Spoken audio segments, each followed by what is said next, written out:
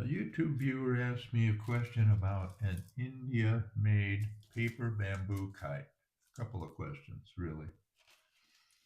First, you can see there's quite a difference in the two kites. This is a North American fighter kite that I made, and this is one that was made in India. And it's made of paper and bamboo, both very readily and inexpensive materials in India. The viewer's question was, though, uh, what is the purpose of having this patch here?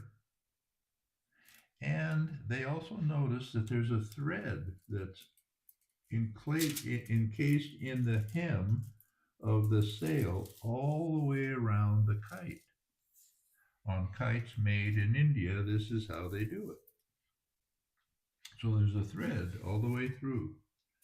It's wrapped around the ends of the bow, it's wrapped around the ends of the spine. Those are the termination points. But it's one thread all the way around and then tied off. Well, in fact, here you can see a little bit of the excess right here. And you can see a little bit here as well. So why do they have this patch right here? And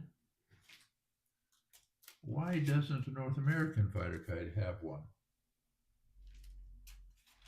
And why doesn't a North American fighter kite have a thread going all the way around it? In India, the game they play is the primary reason the thread is here. The thread along the perimeter is to protect the kite's edges. If they were just paper, in India they fly fighter kites with cutting line.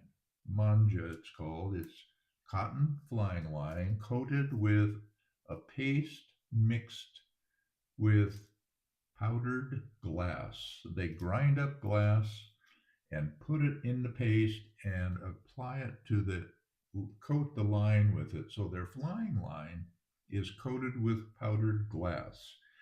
And when they're flying, their purpose, their game in flying fighter kites is to use their glass coated line to cut any other kite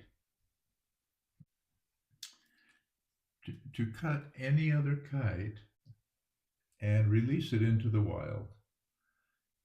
At the same time, their kite is vulnerable to the same thing from some other flyer who sees the opportunity to cut their line.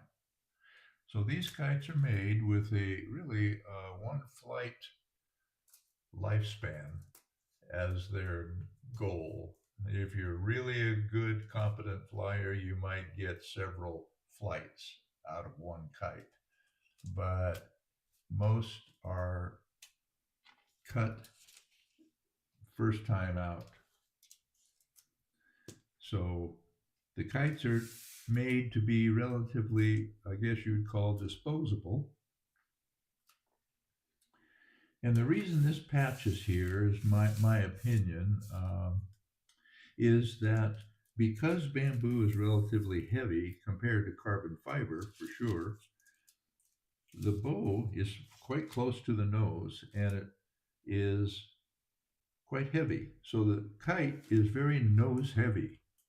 This helps to compensate for that nose heaviness in helping to provide a little better balance, nose to tail balance of the kite. And also, not only statically, but when it's in the air, because the wind presses on this to add more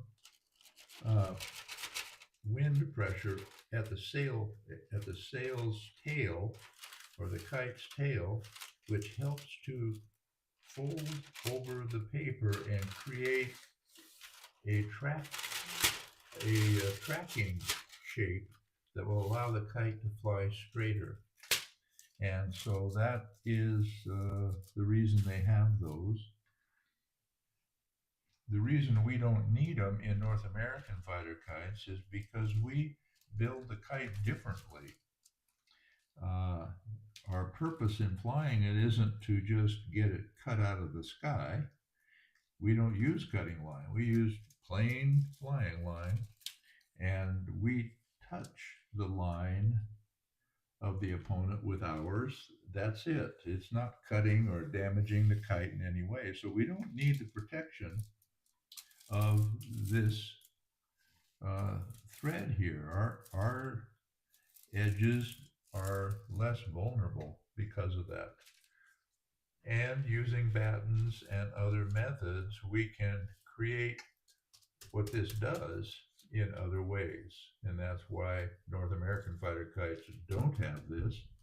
This adds quite a bit of drag and slows the kite down a little bit, which in North American fighter kiting is sometimes quite a disadvantage.